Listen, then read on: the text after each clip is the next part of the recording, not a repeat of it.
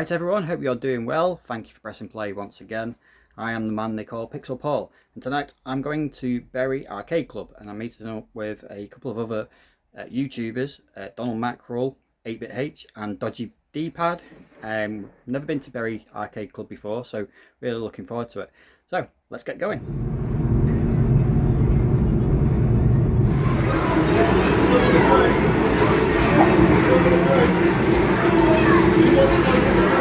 How did he just make that then?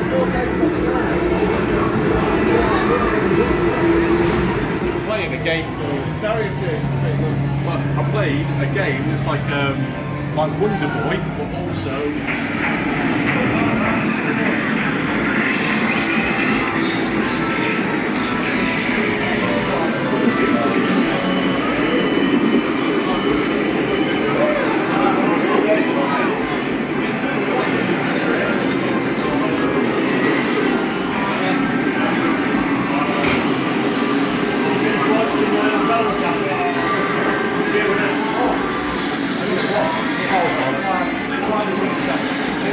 Sunset Riders? Yeah, I think so.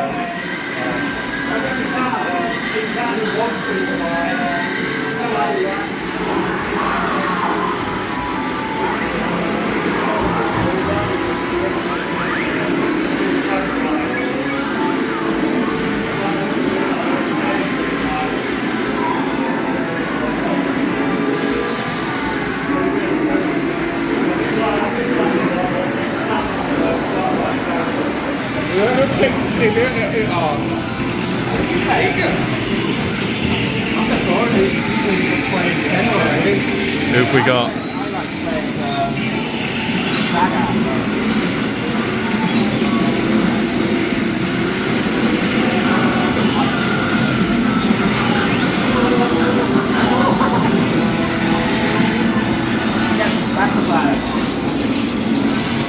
I better not get your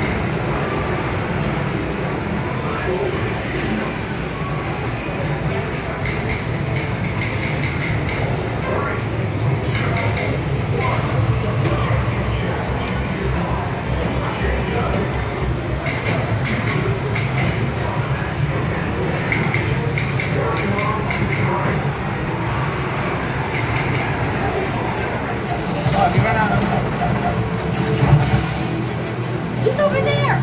He's taking the battery! Jason, hurry! Use the tank!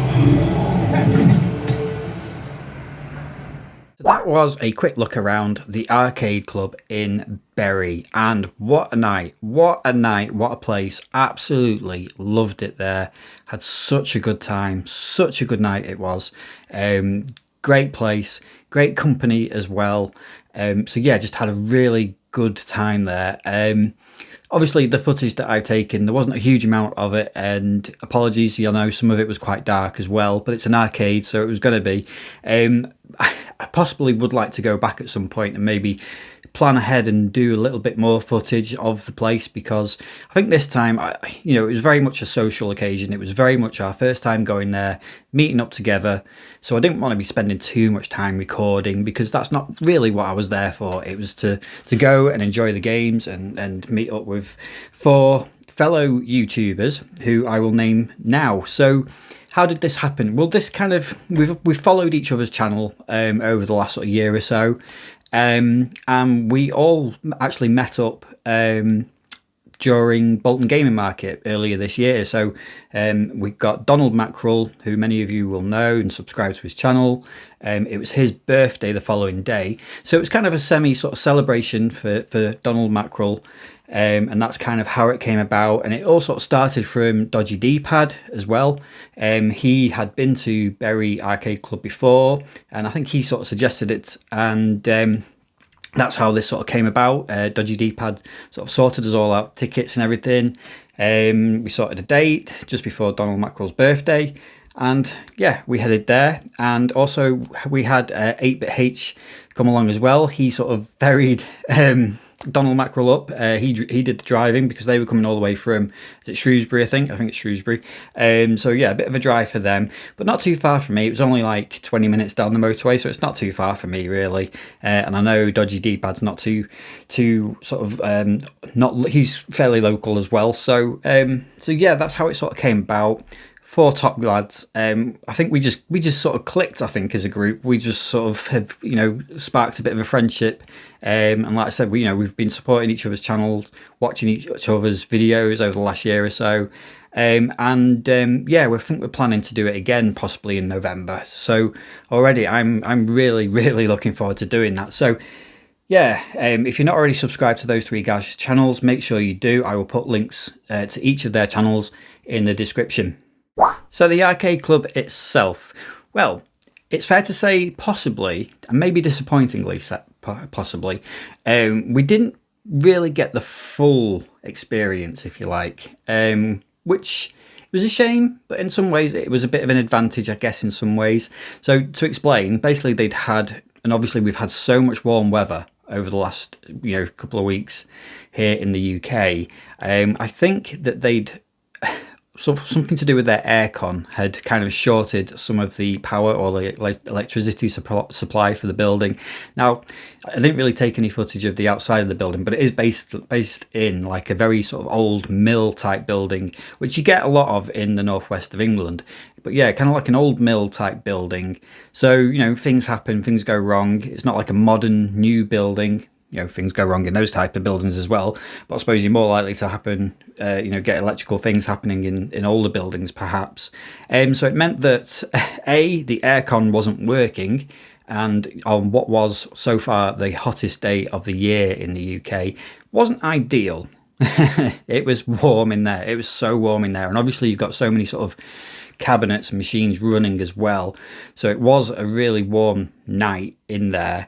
It also meant that some of the sort of like bars, because there's bars on each floor, some were taking cash, some you couldn't use a card with. It also meant that some like the draft taps weren't working, and it also meant there was no food as well, which is a shame because I've heard that the food there is really nice and quite sort of decently priced as well. So it was a shame we couldn't experience like the sort of full kind of food side of it. But it also meant that I would say possibly a good 40%, maybe even 50% of the arcade cabinets weren't working, which was a massive shame. Having said that, though, when you look at that footage that I took before, there are so many cabinets in there. I mean, it's very hard to put a number on it. I would say something like maybe 800 individual cabinets spread over the 4 floors. And considering we were there for maybe 5 hours, so we got there at 6 and left at 11ish. Yeah, I mean, there's no way we'd have been able to play them all anyway. So I suppose in a way it means, we could experience sort of half of the cabinets and got through a lot of games, a lot of game time in there. So, having all those cabinets not working, we probably wouldn't have got to a lot of them anyway. In some ways, it was a shame one or two that weren't working. For example, like there was an Aliens versus Predator, which is the side-scrolling beat 'em up. That cabinet wasn't working. There was the Aliens side-scrolling beat 'em up as well. It's beat 'em up, shoot 'em up type game. That wasn't working. But yeah, they were the ones that I sort of picked out. I remember on the 4th floor, which was the retro floor, there was like a whole line of cabinets, and each one I was like going, oh, because none of these were working. And there was games like Life Force Salamander was there, Spider-Man was there, that Aliens game was there, Ghosts and Goblins, Rastan. There was just loads of cabinets along that wall. And as I was going along them, I was just thinking, oh, next time. Anyway, so yeah, it was a shame that, that had happened, but like I said before, we probably wouldn't have got through, all of the games that are in that place as it was. That being said, we managed to get through a fair few of them. So what did we play? So, well, like I said before, there's 4 floors. The first floor was very much kind of centered around bigger arcade cabinets, so almost like your newer type stuff, your Time Crisis type games, the massive Pac-Man arcade cabinet that you can get. Some of the bigger kind of racing games were down there as well, 2-player cabinet racing games. Mario Kart GP2 was there as well. I had to go with that was quite good. But yeah, some of the bigger stuff, things like basketball shooting hoops and stuff like that, and also The Walking Dead was in there as well. On the 2nd floor, that was dedicated mainly to some of the, again, sort of bigger arcade cabinets. There was an absolutely humongous Mission Impossible, kind of like, almost like dome type arcade cabinet. And a bit like the Halo one, if anyone's ever seen the Halo arcade, it's absolutely massive and took up a big portion of that floor. But also on that floor you had a ring of sort of Xboxes all lined up ready to be played. They weren't being played at that point though. And also on the back wall was full of huge TV screens hooked up to Nintendo Switches and PlayStation 5s. So yeah, it was a very much kind of like a multiplayer kind of floor almost, and I can imagine that is the floor that most kids would like to go to probably. On the 3rd floor there was retro games and imports, so a lot of import games in the main sort of part of that, and also then a lot of those kind of Japanese style sit down cabinets where you can sit down and play beat 'em ups and that sort of thing, which I actually really loved. I loved that bit. So that was quite a good floor as well. And then on the top floor is where the nostalgia kick really hit. So the top floor was dedicated mainly to sort of retro machines, retro consoles. It was dark. It was really, really warm up there. But it was absolutely packed with coin-ops everywhere, just cabinets everywhere. Any type of space they could fit a machine in, it was in there. And it was probably up there where you were sort of walking around, and like I said before, that's where the nostalgia kick sort of came in. There was so many old games up there, some slightly newer ones as well, but I don't think there was anything particularly older than, say, I think the newest machine I can remember up there was probably like Mortal Kombat 4. That was probably the newest one. But yeah, that floor was absolutely amazing. And like I said, it just sort of harked back to those golden days maybe, of proper arcade halls packed full of those kind of cabinets. It was just incredible. It's just an amazing floor and an amazing space as well. Just amazing. Just loved it. Absolutely loved it. So what games did I play? So, well, we actually all sort of played together. We had, I think it was a 3-player go on X-Men the Arcade, which I featured on this channel a few times. I absolutely love X-Men the Arcade game. We played 4-player Ninja Turtles as well, the classic 89 Ninja Turtles coin-op. What else did we play? So it was a bit of a running theme through the night with me and 8-Bit-H. I think we were on a bit of a competition, although we didn't say it, a bit of a beat-em-up competition. I think overall I might have come away the winner. 8-Bit-H may disagree, but I think the way I remember it was I got my ass handed to me at Tekken and Tekken 2, I think it was. And I think he also beat me at Marvel vs. Capcom, which I'm not a big fan of, but he did beat me at that. But I think I had the upper hand in Killer Instinct, Street Fighter 2, standard Street Fighter 2, Street Fighter 3, I think it was, Mortal Kombat 4, and I think Mortal Kombat Ultimate as well. I think I came away winning all of those games against 8BitH. But I may be bigging myself up too much there, so if I'm wrong, let me know, 8BitH. But I think overall I probably just shaded that little competition, the unmentioned or untalked of competition we had going on there. Certainly at racing games though, 8BitH would have absolutely wiped the floor with me because he's absolutely amazing at racing games. I've never seen anything quite like that actually. I think it was Sega Rally 3. Very skilled at that game. So yeah, what else did I play? I'm trying to remember all the games that I played. So there was Terminator 2, the arcade game, which was a little bit glitchy. And I don't know, again, some of the arcade machines were a bit glitchy. And again, I don't know whether that's to do with the power outage or not. But the Terminator 2, the arcade game, was a little bit glitchy. One of the guns didn't work. But then, some of these machines are so old now. Terminator 2 arcade is probably, 1992, I think. I would probably guess that. But it was nice playing that again. There was Smash TV. I had to go with Smash TV as well with the dual joysticks.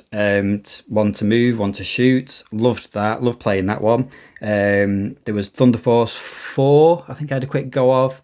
There was also Thunderblade, Tron, Outrun. And just there's so many more as well. And I'm trying to remember some of the other ones I played. Probably the best one I reckon that I played in the night was actually with Donald Mackerel, and it was a 4-player cabinet, dual kind of screen, widescreen, dual screen, sit down kind of cabinet, and it was it Darius Burst EX, I think it was called. And between us, I think me and Donald Mackerel managed to finish that between us. Amazing game. Absolutely loved that. Side-scrolling shoot 'em up, bullet hell shooter. But yeah, really loved that. It was a bit of a challenge. And I know Donald had a quick go of it before I joined him, and he said he'd struggled a little bit. But then the two of us got together on it, and we managed to get all the way through that game, and really good. Really enjoyed that.